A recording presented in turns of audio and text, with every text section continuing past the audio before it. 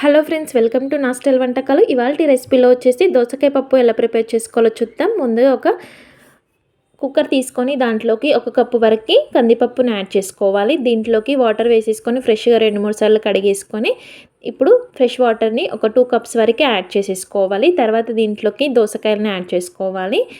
ఒక పెద్ద సైజ్ దోసకాయ తీసుకొని ఇలా కొంచెం కచ్చగా ఉంటే మనకి టేస్ట్ అనేది చాలా బాగుంటుంది పప్పు. తర్వాత దీంట్లోకి ఒక 2-3 టమాటాలను కట్ చేసుకొని వేసుకోవాలి. కొంచెం ఆనియన్స్ని, కొంచెం పచ్చిమిర్చిని కూడా వేసేసుకోవాలి కారానికి తగ్గట్టు.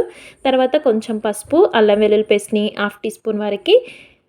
తర్వాత దీంట్లోకి కొంచెం ఆయిల్ కూడా యాడ్ చేసుకోవాలి. టేస్ట్కి తగ్గట్టు సాల్ట్ కూడా యాడ్ చేసుకొని ఇలా మొత్తం కలిపేసుకొని కుక్కర్పై మూత పెట్టేసుకొని ఒక 4 విజిల్స్ వచ్చేంత వరకు మీడియం ఫ్లేమ్లో పెట్టేసుకొని దీన్ని ఉడికించుకోవాలి. 4 విజిల్స్ తర్వాత మనకి ఈ విధంగా పప్పు చక్కగా ఉడికిపోతుంది.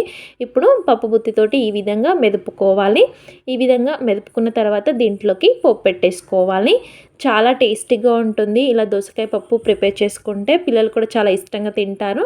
స్టవ్ పై కడాయి పెట్టేసుకొని దాంట్లోకి 2 టేబుల్ స్పూన్ వరకు ఆయిల్ వేసుకొని కొంచెం జీలకర్ర, ఆవాలు వేసుకొని కొంచెం ఎండుమిర్చిని కూడా యాడ్ చేసుకోవాలి. తర్వాత కొంచెం కరివేపాకును కూడా వేసేసుకొని దీంట్లోకి పప్పు యాడ్ చేసుకొని ఒక 2 మినిట్స్ వరకు ఉంచుకొని స్టవ్ ఆఫ్ చేసుకుంటే సరిపోతుంది. వేడివేడిగా టేస్టీగా ఉండే దోసకాయ పప్పు అనేది రెడీ అయిపోతుంది. ఇది చపాతీలోకైనా రైస్లోకైనా సూపర్ టేస్టీగా ఉంటుంది. చూసారు కదా ఫ్రెండ్స్, ఈ రెసిపీ మీకు నచ్చినట్టయితే లైక్ చేయండి, షేర్ చేయండి. అదేవిధంగా మా ఛానల్ని సబ్స్క్రైబ్ చేసుకోండి. Thank you for watching.